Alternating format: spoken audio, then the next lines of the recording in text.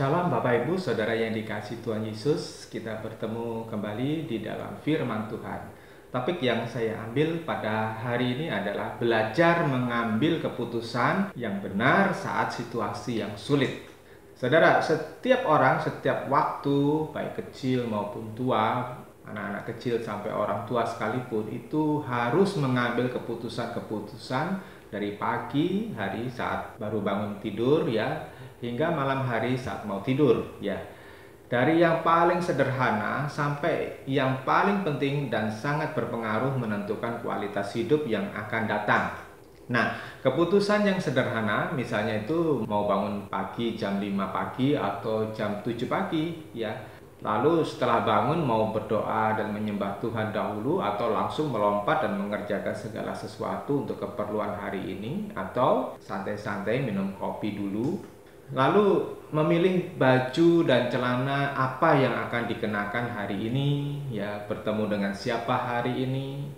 Sedangkan keputusan-keputusan yang besar, misalnya ketika Anda berkenalan dengan seseorang, Anda mau memutuskan orang tersebut menjadi teman akrab Anda atau sekedar Anda bergaul biasa-biasa saja dengan orang tersebut. Karena teman-teman dekat ini akan mempengaruhi Anda, apakah ia akan mempengaruhi yang baik atau yang jahat. Banyak orang itu terpengaruh dengan temannya sendiri dan mereka berbuat sesuatu yang tidak baik, sesuatu yang jahat, sesuatu yang najis, yang tidak bermoral. Tetapi ada orang-orang yang bisa mempengaruhi dengan kelakuan yang baik, dengan moralitas yang bagus kepada teman-temannya. Jika Anda seorang pemuda ketika bertemu dengan seorang gadis yang cantik, yang tampaknya menyenangkan, atau jika Anda seorang gadis yang polos selalu bertemu dengan pria yang ganteng yang sepertinya royal membanjiri Anda dengan setumpu hadiah atau bunga, mungkin Anda akan sangat tertarik dengan orang-orang tersebut ya. Nah, pertanyaannya, apakah Anda akan memacarinya dan menjadikan kekasih Anda lalu melanjutkan ke pernikahan? Dengan sejuta harapan Anda akan dibahagiakan oleh pasangan Anda tersebut. Nah, kenyataannya banyak perkawinan kandas di dalam beberapa bulan atau beberapa tahun kemudian karena pasangannya ternyata tidak seindah dengan yang dibayangkan dahulu. Ada yang ternyata suka melakukan KDRT atau kekerasan dalam rumah tangga, baik pada diri Anda ataupun anak-anak Anda. Ada yang ternyata punya kelainan jiwa, ya punya masalah dengan kejiwaan mereka karena masa lalu mereka, karena kepahitan hidup mereka di masa lalu ya. Ada juga yang menjadi pemalas, egois, tidak mau tahu, bahkan ada yang jadi parasit buat Anda. Dengan istilah kerennya itu gold digger, penggali emas gitu ya. Ketika Anda terpincut bekerja di suatu perusahaan yang baru, yang kelihatannya keren gitu ya, lalu Anda tinggalkan perusahaan lama, Anda melanglang buana pergi keluar kota atau bahkan keluar negeri. Lalu ketika Anda masuk ke dalam perusahaan tersebut, ternyata pimpinan dan teman-teman sekerja Anda tidak seenak yang Anda bayangkan semula, dan bahkan memberi tekanan-tekanan yang tidak saudara duga ya. Atau sebaliknya, di tempat baru tersebut Anda bisa lebih maju, ketemu dengan orang-orang yang kooperatif, yang bekerja sama dengan baik, dan Anda bisa menjadi orang yang lebih berhasil. Demikianlah saudara, banyak keputusan yang perlu Anda putuskan sendiri. Nah, keputusan-keputusan yang saya ambil contohnya tadi hanya berdampak sementara, yakni selama hidup di bumi ini. Misalnya Anda salah memilih jodoh, ternyata kekasih Anda itu sangat egois, kasar, KDRT, tidak peduli ya, lamban, pemalas gitu. Jika Anda tahan dan tidak bermaksud bercerai, misalnya demi anak-anak yang sudah terlanjur lahir, secara logika paling Anda akan menderita selama 30 sampai dengan 60 tahun jika panjang umur, atau mungkin Anda berusaha untuk beradaptasi dengan sifat pasangan Anda. Kecuali Anda punya iman yang kuat dan punya perjuangan yang kuat di dalam doa, dan Anda penuh harapan, Tuhan bisa mengubah pasangan Anda menjadi baik. Jika Anda beruntung pun mendapatkan pasangan yang sabar, rajin bekerja, tekun bekerja, dan punya hati yang penuh pengertian, dapat mencukupi kebutuhan ekonomi keluarga, itu pun dapat dinikmati hanya sementara juga, 30 sampai 60 tahun. Anda mengambil keputusan berinvestasi yang cukup besar, jika Anda salah kelola, boros, atau dicurangi teman, ya ditipu teman, Anda akan mengalami kerugian kebangkrutan kan? Dan jika Anda menjadi orang miskin dan susah dan tidak bisa bangkit sekalipun, maka paling penderitaan jasmani fisik ya atau martabat Anda hanya sepanjang hidup Anda 30 sampai 50 tahun ke depan. Tetapi jika Anda jitu mengelola usaha hemat serta pandai mencari pasar gitu, saudara hemat tapi bukan pelit ya. Anda beruntung, Anda menjadi orang yang sangat kaya. Kekayaan Anda pun paling banter hanya bisa dinikmati 50 sampai 60 tahun. Dan jangan-jangan Anda punya nasib seperti orang kaya di dalam kisah Lazarus ya di Lukas pasal 16 ayat 19 sampai 31, yang bukan menikmati kekekalan di dalam surga tetapi menikmati kekekalan di dalam Hades, di dalam neraka yang mengerikan. Jika Anda salah memanfaatkan kekayaan, malah mengerikan, bukan kan? Nah, dalam beragama pun di dunia ini kan banyak agama dengan berbagai macam ajarannya. Yang tidak mau pusing, orang akan mengikuti apa saja yang diajari oleh orang tuanya. Tetapi untuk orang yang selalu ingin tahu, lantas mau belajar yang lainnya, ia harus mengambil keputusan dari berbagai pilihan agama tersebut. Tokoh agama mana yang mau diikuti atau didengar ajarannya. Di dalam kekristenan pun, orang Kristen harus memilih pendeta mana atau gereja mana yang mau didengarkan ajarannya. Gereja aliran apa yang mau diikuti, doktrin apa yang harus dipercayai. Saudara, keputusan-keputusan pilihan jalan hidup ini harus dipertimbangkan masak-masak. Sebab ini berhubungan dengan bisa masuk surga atau tidak. Di sini bila Anda salah ambil keputusan, walau masih ada warna atau rasa Kristen sekalipun ya, belum tentu diterima Tuhan loh. Jika hidup Anda tidak memenuhi sasarannya Tuhan, tidak memenuhi spesifikasinya Tuhan. Apalagi Anda hidup di luar Tuhan Yesus, sudah pasti sudah disekrap begitu saja. Saya selalu memegang Yohanes pasal 14 ayat 6. Akulah jalan kebenaran dan hidup, tidak ada seorang pun datang kepada Bapa tanpa melalui aku. Ya, nanti kita punya waktu untuk menjelaskan ayat ini lebih dalam. Maka dari semua kemungkinan yang bisa terjadi setelah Anda mengambil keputusan, saya mau mengajak Anda untuk mempertimbangkan mengambil keputusan dari perspektif rohani.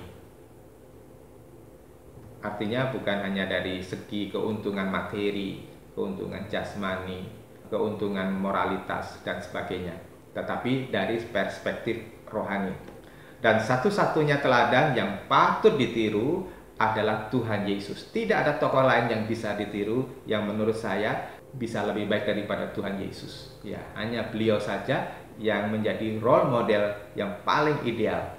Sejak saya kelas 4 SD, saya telah terpesona dengan tokoh rohani ini. Mungkin sebagai anak kecil, imajinasi saya berkembang oleh kesaksian-kesaksian yang supranatural dari tokoh Yesus ini. Misalnya, kejadian kelahirannya sampai dirayakan oleh barisan malaikat, didatangi oleh orang-orang dari negeri yang jauh, ya, walaupun mereka tanpa undangan sekalipun. Ini kan menakjubkan, saudara. Lalu tentu dengan karya-karya beliau yang luar biasa ketika menampilkan berbagai mujizat, seperti menyembuhkan orang sakit kusta, orang lumpuh, orang buta, membangkitkan orang mati, mengubah air jadi anggur, berjalan di atas air, meredakan badai, dan lain-lain. Dan itu semuanya tidak bisa dilakukan oleh orang-orang biasa, orang-orang awam. Saya membaca sanggahan orang-orang barat yang skeptis terhadap kesaksian Alkitab, lalu mereka berubah menjadi ateis atau tidak beragama, tidak percaya adanya Tuhan, atau yang berpindah ke agama-agama di berbagai agama timur, dan ada yang mempelajari ilmu-ilmu sihir, ya, bahkan mendirikan gereja setan, yang bagi mereka kelihatannya kepercayaan agama ataupun ilmu yang mereka pelajari baru itu kelihatannya lebih hebat dari kekristenan, dari ajaran Tuhan Yesus.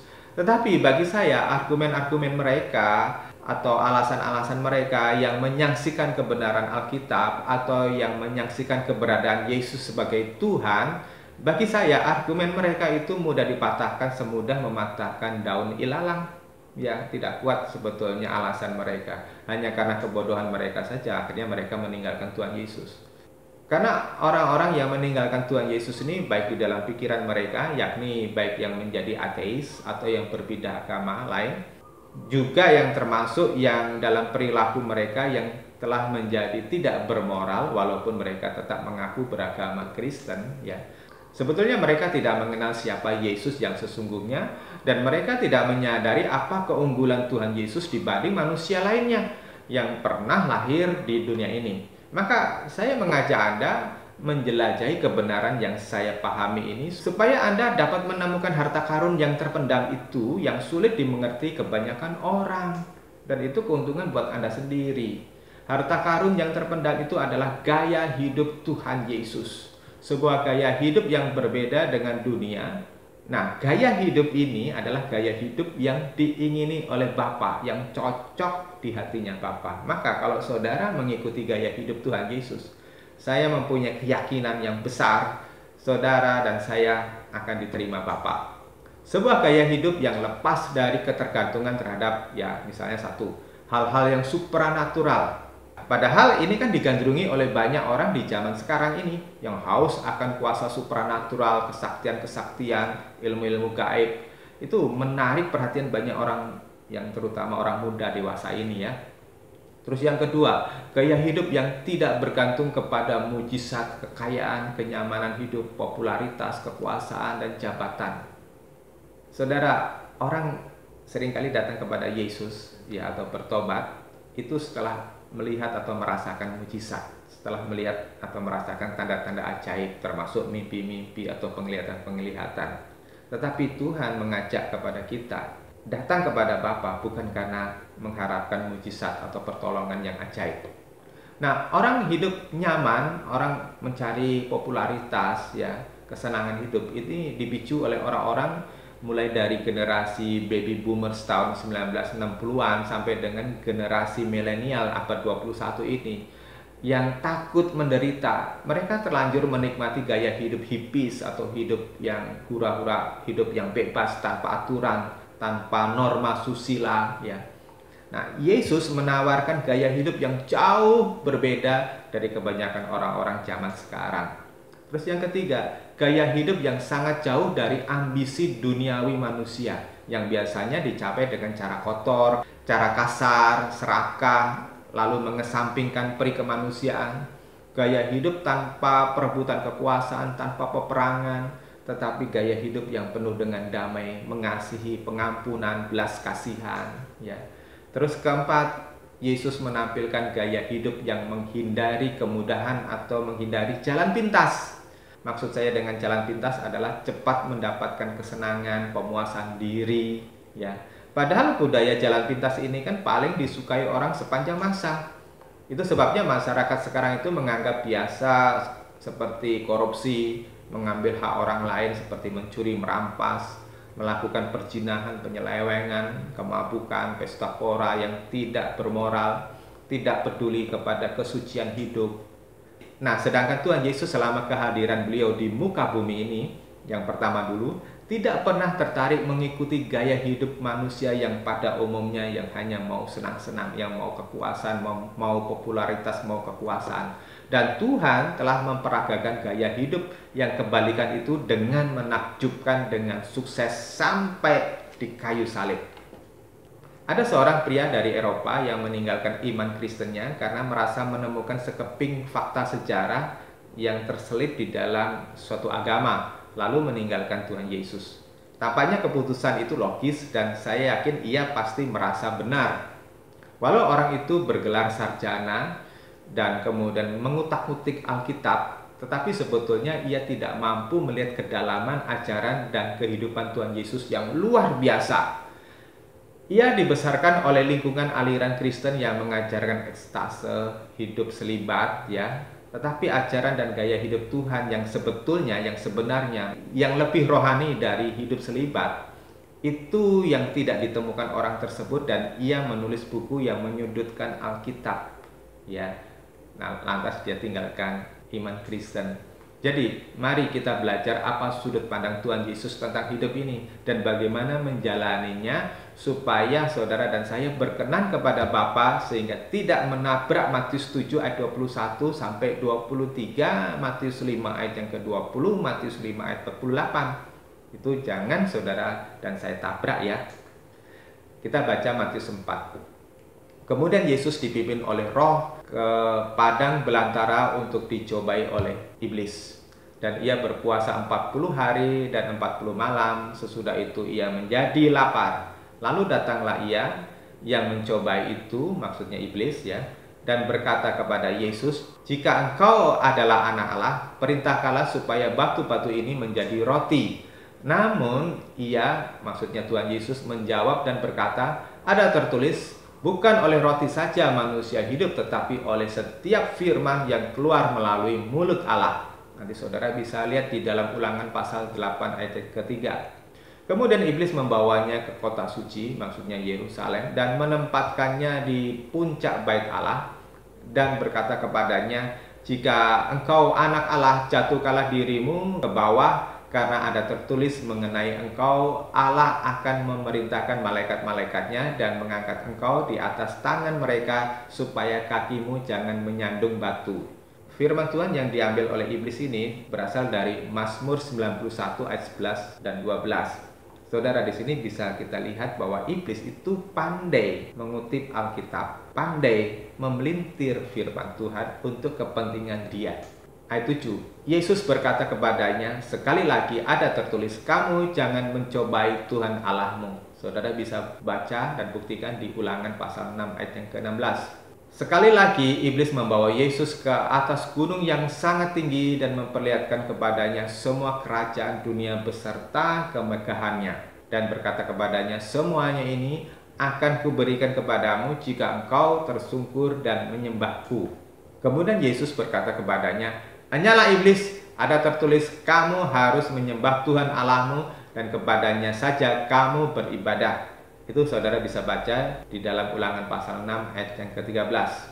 Setelah itu iblis meninggalkan dia dan lihatlah malaikat-malaikat datang untuk melayani dia. Saudara, mari kita bahas bagaimana Tuhan Yesus menjawab tawaran-tawaran iblis ketika menghadapi masalah-masalah. Masalah pertama adalah masalah memenuhi kebutuhan daging yang digambarkan oleh rasa lapar setelah berpuasa 40 hari, 40 malam. Biasanya orang berpuasa dari berbagai kepercayaan atau agama sebagai salah satu bagian dalam ritual doanya untuk meminta sesuatu kebutuhan, misalnya supaya usahanya berhasil, mencari jodoh, naik jabatan, cepat kaya, atau meminta suatu kesaktian. Dan orang yang berdoa berpuasa tersebut lantas mengalami yang dia minta, artinya dikabulkan. Tetapi yang datang kepada Tuhan Yesus pada waktu itu bukan berkat jasmani, bukan berkat materi, bukan kesaktian. Yang datang malah si pencoba, yaitu iblis. Karena Tuhan Yesus tidak berpuasa untuk kebutuhan beliau sendiri. Beliau berpuasa untuk sebuah tujuan besar, yaitu tujuan Bapa Sorgawi yang iblis tidak suka. Di dalam Yesaya pasal 58. "Bukankah puasa yang ku kehendaki adalah seperti ini, supaya kamu membuka ikatan-ikatan kejahatan, melepaskan tali-tali kuk, melepaskan orang yang tertindas dan mematahkan setiap kuk." Saudara, ikatan-ikatan ini bukan tentu tali yang mengikat seseorang atau borgol gitu ya. Kuk yang dimaksudkan di sini bukan seperti kuk yang ditaruh di atas pundaknya sapi begitu, bukan, tetapi ini berbicara tentang maksud rohani ya, ikatan-ikatan iblis yang mengikat banyak orang.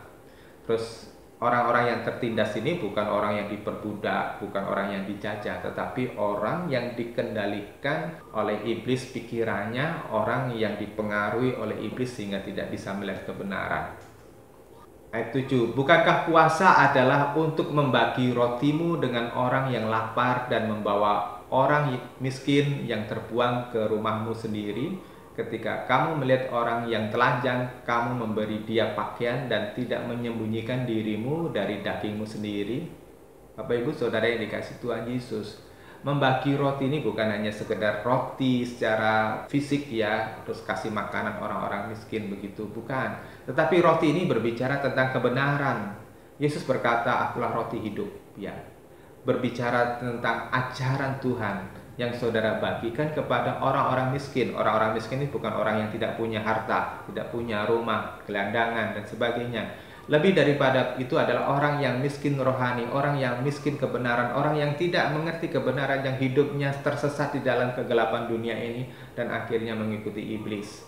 Nah, tugas kita orang yang berpuasa adalah membagikan kebenaran, merindukan kebenaran itu sampai kepada orang-orang yang tidak mengerti kebenaran. Ya, dan orang yang telanjang bukan orang yang tidak punya pakaian seperti orang gila yang jalan ke sana kemari tanpa rasa malu, tanpa pakaian, ya.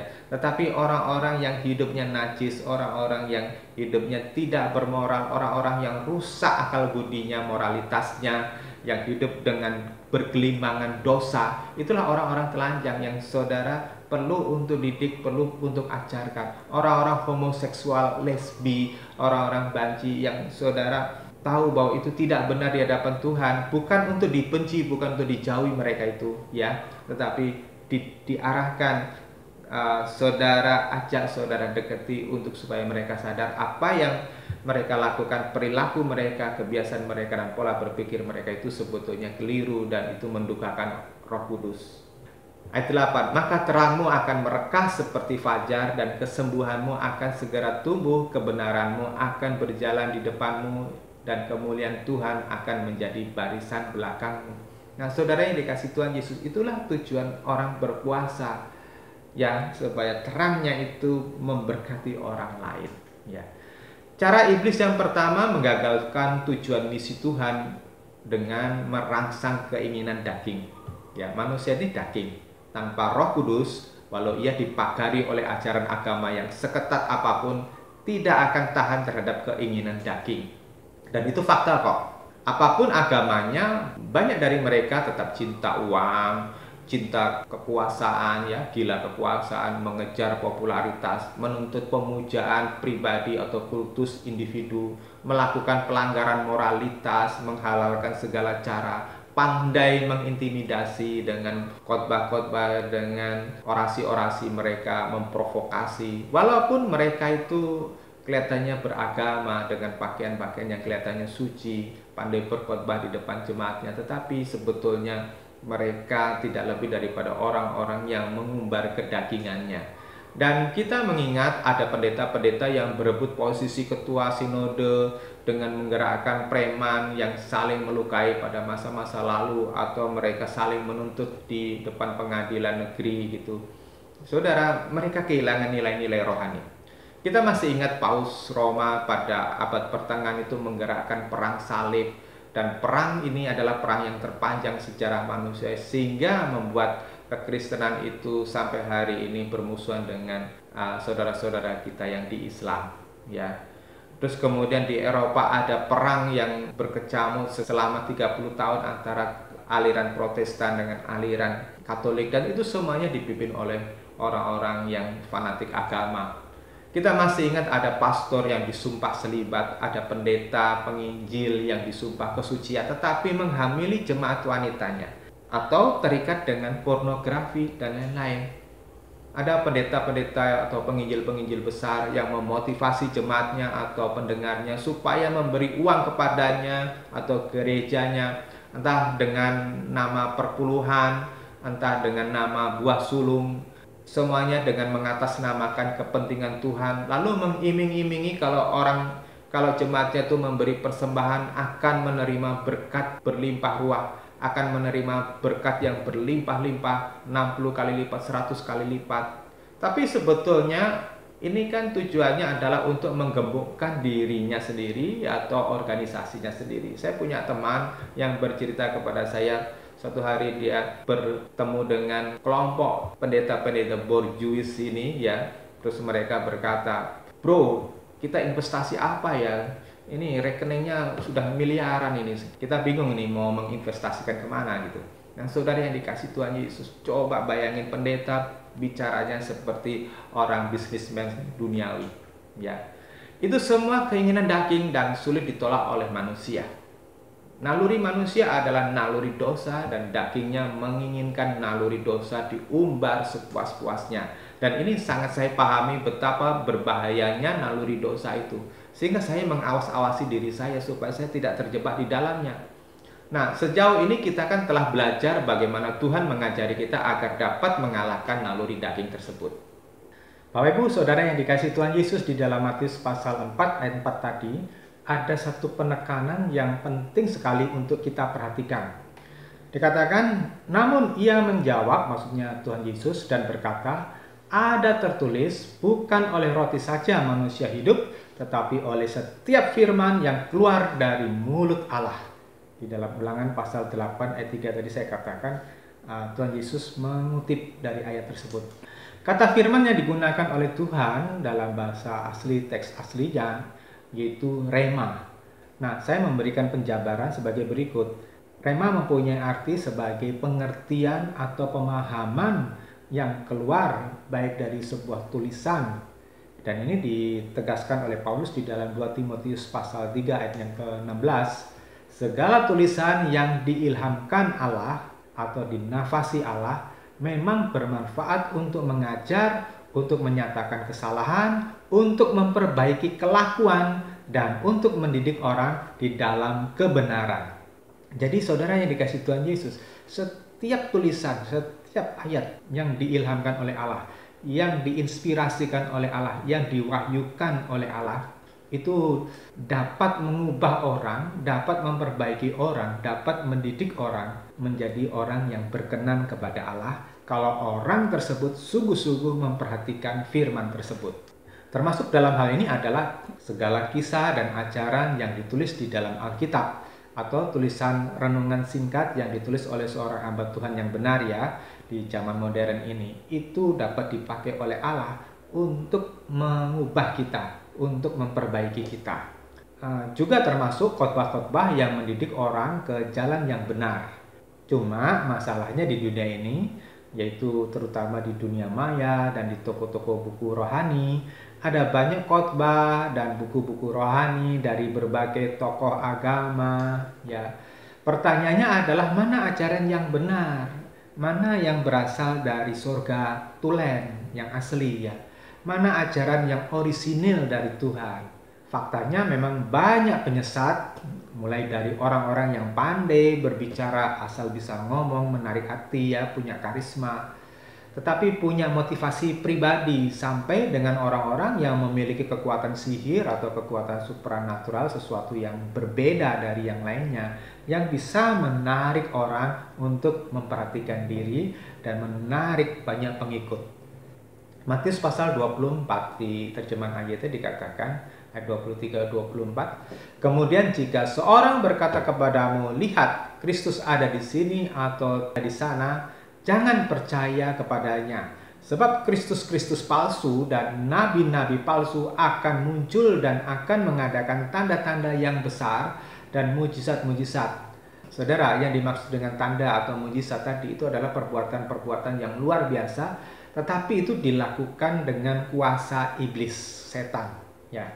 Terus sehingga menyesatkan kita, jika mungkin bahkan mereka yang terpilih. Nah, saudara yang dikasihi Tuhan Yesus, Matius 24 ayat 24 itu mengingatkan kita, warning, alarm, bahwa orang Kristen yang tulus sekalipun, orang Kristen yang rendah hati sekalipun, itu bisa disesatkan kalau dia tidak waspada, kalau dia tidak pinter-pinternya menilai orang tersebut berasal dari Allah atau tidak, kalau dia tidak bisa membedakan roh.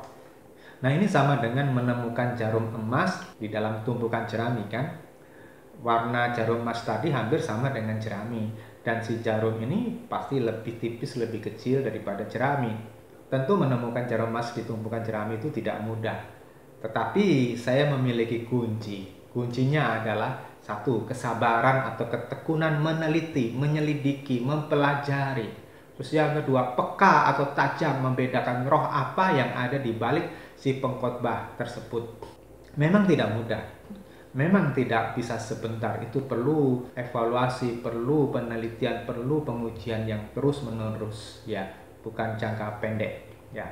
Nah, apakah si pengkhotbah itu tersebut atau pengajar tersebut itu selaras dengan ajaran Tuhan secara keseluruhan ya, bukan parsial, bukan hanya satu ayat saja sebagai patokan ya. Kenapa? Karena ia bisa mencuplik sebuah ayat atau apalagi hanya mengembangkan buah pikirannya saja atau pendapat pribadinya, lalu dijadikan dasar sebagai doktrin atau dasar ajarannya. Nah, ini bisa menyesatkan. Nah, saudara yang dikasih Tuhan Yesus itu jelas berasal dari neraka. Nah, dikatakan bahwa manusia tidak hanya hidup dari roti saja, artinya selama hidup di dunia ini, memang kita membutuhkan uang, membutuhkan makanan, sandang, papan, dan segala fasilitas hidup lainnya, ya seperti listrik, transportasi, ya. Uang dan fasilitas hidup juga diperlukan untuk menjalankan roda pelayanan kan? Ya kalau saya tidak ada kendaraan, saya nggak ada bahan bakar, saya tidak bisa mengunjungi jemaat yang ada di pedesaan. Tetapi lebih penting lagi adalah kita membutuhkan firman, yakni pengertian yang ilahi, yang didapat dari apa yang kita lihat, apa yang kita dengar, apa yang kita baca, apa yang kita alami. Kalau kita nyambung, match, ya link dengan Tuhan, pasti segala sesuatu itu bisa memiliki arti dan saudara bisa mendapat satu pengertian dari Allah.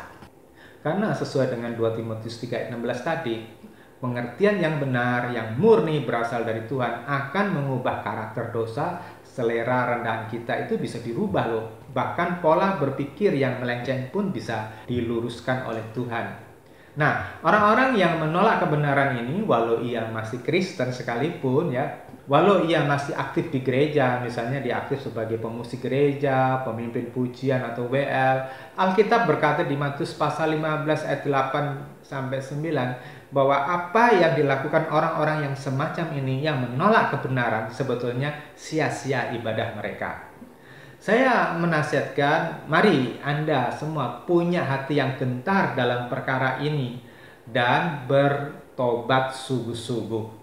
Jangan malu untuk kembali ke jalan yang benar walaupun Anda sudah terlalu jauh melenceng, terlalu jauh pergi dari Tuhan seperti anak bungsu yang minggat dari Tuhan dan foya-foya dengan pelacur, berhura-hura di seberang lautan begitu, tapi ketika dia sadar, dia kembali kepada Bapaknya. Nah saudara, saya dorong saudara kembali kepada Bapa Surgawi.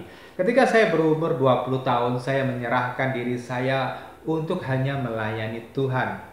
Saya berkomitmen benar-benar untuk memberikan hidup saya untuk kepentingan Tuhan. Jangan katakan bahwa saya mudah membuat komitmen seperti itu karena saya sudah kaya atau saya mantan anak orang yang mampu, yang berada. Ya, saudara, itu tidak benar. Pada waktu saya mengambil keputusan mengikut Tuhan Yesus pada umur 20-an tadi, saya tidak punya apa-apa, saya sangat miskin, ya, dan harus berjuang keras untuk hidup. Ya, bahkan tidak banyak orang Kristen yang memberi perhatian kepada saya, ya, hanya 1-2 orang teman yang memberi tumpangan kepada saya pada waktu saya nggak punya apa-apa. Ya, tapi yang lainnya tidak. Tapi saya tidak kecewa dengan orang Kristen yang apapun perlakuannya kepada saya. Nah, di situ saya ditempa oleh Tuhan memiliki komitmen dengan Tuhan. Nah, saya berani mengambil keputusan yang drastis. Anda boleh percaya apa tidak, selama 18 tahun setelah itu ya, boleh dikatakan saya tidak punya tabungan. Semua pendapatan saya dedikasikan untuk kepentingan pekerjaan Tuhan, untuk menolong orang lain. Walaupun orang yang pernah kami tolong itu, walaupun orang yang pernah kami beri tumpangan di rumah kami, belum tentu tahu berterima kasih. Ya, ada yang bahkan membelakangi kami. Tetapi setidaknya saya sudah mengerjakan apa yang menjadi bagian dari saya, yang Tuhan perintahkan untuk saya lakukan. Tidak peduli orang lain menanggapinya seperti apa. Nah, ini yang saya mau impartasikan kepada Bapak Ibu Saudara. Ya, untuk saudara melakukan firman Tuhan tanpa melihat komentar atau pendapat atau perlakuan orang kepada kita. Bahkan ketika saya mau mengkuliahkan anak saya yang pertama, saya hampir-hampir tidak punya uang loh. Tetapi saya percaya Tuhan yang memelihara saya. Karena saya sudah memberikan hidup buat Tuhan. Tuhan mengirimkan orang-orang lain untuk menolong saya seperti pimpinan di kantor, ya, om dan tante saya, dan ibu rohani saya menolong saya. Ya, kami tidak berkelebihan, tetapi ketika kami perlu, Tuhan mencukupkan sesuai dengan apa yang Tuhan ajarkan di dalam doa Bapa kami kan, berikan kami makanan yang secukupnya, bukan yang berlebihan. Ya, saudara, saya bercerita seperti ini, bersaksi seperti ini bukan untuk menonjolkan prosperity, ya, teologi kemakmuran. Yang saya mau tonjolkan di sini adalah bahwa berikan hidupmu sungguh-sungguh kepada Tuhan.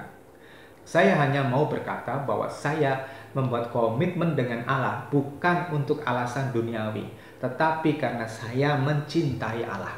Dan ini sedang saya tularkan kepada anak-anak muda di tempat kita ini ya, saat ini. Walaupun itu tidak mudah bagi anak-anak muda itu yang terlanjur dipuaskan dengan keinginan duniawi itu berubah hatinya ditujukan kepada Tuhan. Jika saya dapat bertahan selama 30 tahun melayani Tuhan, jika saya dapat menjaga hati saya tetap mengasihi Tuhan, jika saya telaah ya, semua itu terjadi karena saya memang mengisi batin saya, hati saya dengan firman Tuhan secara terus-menerus. Maka benar Matius pasal 4 ayat 4, kita butuh firman Tuhan menjadi makanan rohani yang terus-menerus. Sehingga saya dapat bertahan menghadapi berbagai pergumulan hidup, bahkan iming-iming untuk mengejar kenikmatan duniawi. Sampai akhirnya saya bisa mengambil keputusan saya tidak tertarik dengan kemewahan dunia. Sewaktu saya muda di usia 20-an tahun tadi, ada beberapa teman saya sesama sarjana yang bersama dengan saya melayani dalam persekutuan Kristen yang kami bentuk pada tahun 90-an ya. Tetapi hanya 1-2 orang yang tetap melayani hingga kini. Saya jadi teringat pada Matius pasal 22 ayat 14, banyak yang terpanggil tetapi sedikit yang terpilih. Karena tidak banyak orang bisa bertahan, tidak banyak orang yang memiliki endurance, daya tahan ya. Sejujurnya saya sangat takut meninggalkan tanggung jawab yang diberikan atau dipercayakan oleh Tuhan kepada saya. Makanya itu sebabnya saya bisa bertahan. Saya takut mengecewakan Tuhan yang sudah rela menderita demi menebus saya. Maka pelayanan ini bagi saya adalah pengabdian. Ya, mengabdi kepada junjungan saya, Yesus Kristus. Tidak ada dalam pikiran saya untuk mendapatkan keuntungan finansial dari pelayanan ini, ya. Tidak ada dalam pikiran saya berpikir bahwa kalau saya melayani Tuhan saya akan diperkaya, saya akan berlebihan begitu. Maka saya tetap harus bekerja untuk mencukupkan dana pelayanan ini. Ya, saya tidak mau mengporoti jemaat. Sebagian besar teman seangkatan saya sudah tenggelam dalam kesibukannya masing-masing, dalam pekerjaannya. Entah kesibukan kerja, entah kesibukan bisnis, entah kesibukan mencari uang, ataupun kesibukan mengurus rumah tangganya, ya mengurus keluarganya. Nasihat saya yang pertama, tetaplah memiliki kerinduan belajar firman Tuhan. Kalau engkau tidak mengerti hari ini, terus belajar. Ya, jangan berhenti, jangan stop. Ya, terus belajar sampai Tuhan itu memberikan pengertian yang sesungguhnya kepada saudara. Kuncinya terus belajar, terus membaca, terus mendengarkan. Tentu membaca, mendengarkan, dan belajar pengajaran yang sehat ya. Jangan yang racun, jangan yang ciki-ciki gitu ya. Karena Anda tidak cuma membutuhkan makanan untuk sementara hidup di dunia ini ya, di bumi ini. Tetapi Anda membutuhkan juga firman Tuhan yang menyehatkan jiwa Anda, mempersiapkan hidup yang kekal. Ujian yang kedua saudara, iblis itu menantang Tuhan Yesus menjatuhkan diri dari hubungan bait Allah, bait suci ya, supaya ada kejadian ajaib di mana seorang malaikat akan menantang atau menangkap beliau sebelum menghantam tanah. Bayangkan kejadian ini seperti para pesulap di acara-acara pertunjukan. Saya pernah melihat ada orang yang bisa ngambang, ya bisa terbang begitu hanya dengan berpegangan bis yang lagi berjalan, atau yang bahkan ada yang bisa mempunyai kekuatan sihir berjalan di atas air ya. Ketika orang menonton, ketika orang berdecak kagum, ketika orang bertepuk tangan, tentu itu sesuatu yang membanggakan. Orang-orang akan mengagumi, berdecak kagum ya, memberi hormat, memberi aplaus ya kepada orang-orang yang memiliki kekuatan supranatural seperti itu kan ya. Nah, iblis mau membangkitkan apa yang disebut keangkuhan hidup. Ketika kita punya puncak popularitas ya, menjadi terkenal, menjadi ikon ya, pujaan banyak orang, menjadi diva atau selebriti, sangat sulit untuk kita tidak merasa bangga diri. Jika kita tidak waspada, rasa bangga diri akan pelan-pelan berkembang atau berubah menjadi kesombongan. Dan kesombongan itu adalah salah satu bentuk kejatuhan dosa ya, salah satu buah-buah kedagingan. Nah, Lucifer iblis dalam Yesaya 14 dan Yeskiel pasal 28 itu jatuh di area ini. Ya, dia bukan melakukan pembunuhan, dia tidak melakukan pencurian, tidak melakukan penyembahan berhala, tetapi dia jatuh di dalam kesombongan.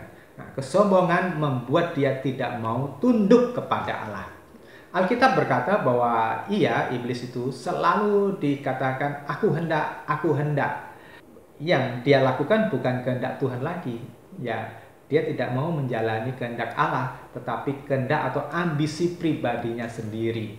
Orang-orang yang sombong, yang tidak mau diatur oleh orang lain, yang orang lain itu mungkin sebaya atau setara dengan jabatan atau kekayaannya, apalagi kalau orang yang memimpin itu di dalam kondisi yang lebih rendah dari dirinya, mungkin dari pendidikannya atau dari kekayaannya, dari bisnisnya, dari jabatannya, belum tentu orang itu mau tunduk, ya kan? Dan ujung-ujungnya adalah pemberontakan melawan otoritas rohani, karena maunya sendiri sih yang dia mau lakukan, ya kan? Maunya dia memimpin, tidak mau dipimpin. Nah, orang-orang seperti itu sebetulnya punya latar belakang apa? Ingin dipuja, ingin diakui. Yesus bersabda kepada iblis, kamu jangan mencobai Tuhan Allahmu. Jadi kita bertanyakan apa hubungannya antara menjatuhkan diri dari hubungan bait suci dengan jangan mencobai Allah atau jangan mencobai Tuhan. Di sini kita menangkap sebuah arti, jangan meminta sesuatu yang hanya untuk kebanggaan diri sendiri daripada kita melakukan sesuatu untuk kepentingan Tuhan. Ya, jangan minta itu kepada Tuhan. Jangan meminta sesuatu yang tidak membawa kemuliaan Bapa. Karena segala sesuatu yang memuliakan dirinya sendiri itu sebetulnya menghina Bapa Surgawi. Dahulu saya suka ngotot minta kesembuhan buat orang yang saya doakan, orang yang sakit ya. Saya ngotot sekali supaya orang itu mengalami mujizat. Tapi sebetulnya terbesit di dalam hati saya, kalau orang itu sembuh, kalau orang itu mengalami mujizat, itu ada rasa bangga tersendiri. Saya dulu melakukan seperti itu, saya akui itu, dan itu dosa. Sekarang saya tidak mau lagi. Faktanya kebanyakan orang yang disembuhkan secara mujizat itu tidak sungguh-sungguh hidup benar kok. Ya, tidak sungguh-sungguh bertahan di dalam Tuhan. Bahkan seperti Filipi pasal 3 ayat yang ke-18, banyak orang akhirnya menjadi seteru kebenaran atau menjadi musuh kebenaran.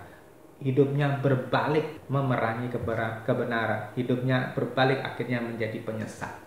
Nasihat saya, jangan mengejar pengakuan dari orang lain. Tidak perlu kita mendapat penghargaan untuk diri kita sendiri. Ya, tidak perlu orang lain menghargai kita. Maka saran saya, jangan ibadahmu tergantung pada gebyar duniawi, ya gebyar agamawi, atau pada upacara-upacara tertentu, tetapi kejarlah kekudusan dan kesucian hidupmu, ya. Jangan hidupmu itu hanya berpatokan atau dibahagiakan dengan apa yang ditampilkan oleh mata, ya. Cukup engkau menyenangkan Tuhan, cukup engkau memuliakan Tuhan dalam seluruh hidupmu. Nah, ujian yang ketiga adalah tawaran mendapatkan kekuasaan, kekayaan, dan tahta dengan cara yang cepat. Iblis sangat tahu sisi lemah manusia ini. Manusia itu selalu ingin dikatakan wah gitu ya, yang kelihatan agung, kelihatannya hebat gitu. Maka ia menawarkan Tuhan kerajaan-kerajaan di dunia ini dengan segala keagungan kemegahannya. Tetapi Tuhan menjawab, ada tertulis, kamu harus menyembah Tuhan Allahmu dan kepadanya saja kamu harus beribadah atau berbakti. Dua kata penting dalam pernyataan Tuhan tadi yang sudah saya bahas minggu lalu, yaitu menyembah atau proskuneo, itu artinya memberi nilai tertinggi kepada pribadi yang disembah. Jadi saudara menyembah Tuhan, kalau saudara menempatkan Tuhan atau meletakkan Tuhan di atas segala-galanya, saudara memberikan nilai yang tertinggi kepada Tuhan lebih daripada yang di dunia ini. Nah, itulah yang menyembah. Itu menyembah yang benar. Jadi bukan hanya sekedar menyanyi lagu yang melankolis, bukan hanya sekedar menyanyikan lagu dengan ayat-ayat penyembahan. Tidak. Penyembahan itu harus merupakan aplikasi hidup kita dari jam ke jam. Ya, benar nggak kita menempatkan Tuhan di atas segalanya, dari apa yang kita katakan, dari apa yang kita lakukan, dari apa yang kita lihat, dari apa yang kita dengar, ya. Nah, kata yang kedua adalah beribadah atau berbakti atau latrio, ya, berarti melayani Tuhan dengan ketulusan. Saudara tidak harus pintar berkhotbah seperti saya. Saudara tidak perlu harus bisa menafsir sampai detail ya. Tetapi apa yang Tuhan berikan, talenta seberapapun yang saudara terima, gunakan itu untuk kemuliaan Tuhan. Kalau saudara hanya bisa nyabutin rumput di gereja, ngelap-ngelapin kursi di gereja, nyapu lantai gereja, lakukan itu dengan tulus. Maka disitulah ibadahmu yang sejati. Nah, sejauh ini kita sudah berjalan. Nah, kita akan mempunyai pertanyaan. Bagaimana mengambil keputusan yang benar? Nah, yang pertama, pengalaman saya adalah saya belajar mengikuti teladan yang baik. Di dalam Filipi pasal yang ketiga, Paulus mengatakan demikian. Saudara-saudara, ikutlah teladanku dan perhatikan dengan seksama orang-orang yang juga hidup sesuai dengan teladan yang kamu lihat dari kami. Sebab ada banyak orang yang hidup sebagai musuh-musuh salib Kristus. Bapak Ibu, Paulus berani mengatakan kepada jemaat Filipi dan jemaat-jemaat yang lainnya yang dia layani, supaya jemaat-jemaat ini mengikuti teladan yang diperagakan oleh Paulus, karena Paulus mengikuti peragaan teladan dari Tuhan Yesus. Saudara-saudara yang dikasih Tuhan, di situ dikatakan perhatikan dengan seksama, perhatikan benar-benar. Ya, saudara yang dikasih Tuhan Yesus, kalau saudara pergi ke gereja, hanya sekedar datang dan pergi, tetapi saudara tidak sungguh-sungguh memperhatikan apa yang ada di dalam lingkungan gereja tersebut. Saudara tidak mendapatkan teladan-teladan yang baik dari gembala saudara atau dari orang-orang yang hidupnya diberikan kepada Tuhan, maka perjalanan Anda ke gereja itu adalah sebuah perjalanan yang sia-sia. Kita pergi ke gereja itu seperti pergi ke sekolah. Di situ kita belajar. Oleh sebab itu melalui Paulus, Tuhan menyuruh kita untuk memperhatikan dengan seksama, dengan sungguh-sungguh orang-orang yang hidupnya sesuai dengan teladan Tuhan Yesus. Nah, itu yang perlu kita pelajari, karena itu adalah guru secara tidak langsung, dan itu adalah contoh yang bisa kita lihat, kita bisa rasakan langsung ya. Nah, orang-orang yang gagal mengikuti teladan seperti itu, lalu hidupnya semaunya sendiri, mengambil keputusannya sendiri, berpikir semaunya sendiri, mempunyai selera semaunya sendiri. Dikatakan di dalam ayat yang ke-18, ada banyak orang yang hidup sebagai musuh-musuh atau seteru salib Kristus. Kenapa mereka menjadi seteru atau menjadi musuh-musuh? Karena mereka mengikuti kata hati mereka yang sebetulnya sudah tercemar oleh naluri dosa.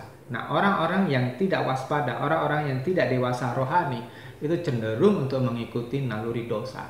Nah, saudara yang dikasih Tuhan Yesus, sekarang cek bagaimana cara hidupmu. Apakah engkau sudah mengikuti teladan Tuhan Yesus melalui orang-orang yang diutus kepada saudara untuk menunjukkan atau memperagakan bagaimana hidup di dalam Tuhan. Nah, di dalam 2 Tesalonika pasal yang ketiga, Paulus juga mengatakan, kamu sendiri tahu bagaimana kamu harus meneladani kami, karena kami tidak bermalas-malasan ketika kami bersamamu. Kami juga tidak makan makanan orang lain tanpa membayarnya. Sebaliknya, kami berusaha dan bekerja keras siang dan malam supaya kami tidak menjadi beban bagi siapapun di antara kamu. Bukan karena kami tidak memiliki hak untuk itu, melainkan untuk memberikan diri kami sendiri sebagai contoh bagimu untuk kamu ikuti.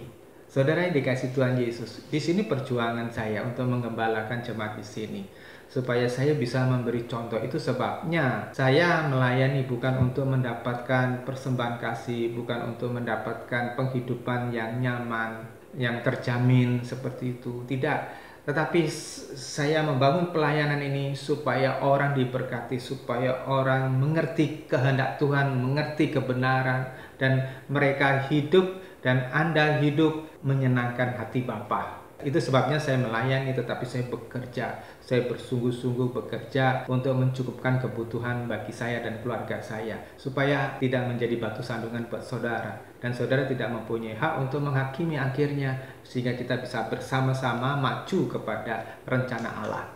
Saudara yang dikasih Tuhan Yesus, kembali Paulus mengingatkan, ikuti teladannya yang bekerja keras untuk kepentingan Tuhan. Paulus tidak mencari uang dari jemaat, tidak mengambil uang dari jemaat. Dia bekerja sendiri, membuat tenda atau pekerjaan yang lainnya untuk mencukupi pelayanannya, untuk mencukupi dana pelayanannya. Saudara yang dikasih Tuhan Yesus, mengikut Tuhan bukan untuk memanfaatkan Tuhan.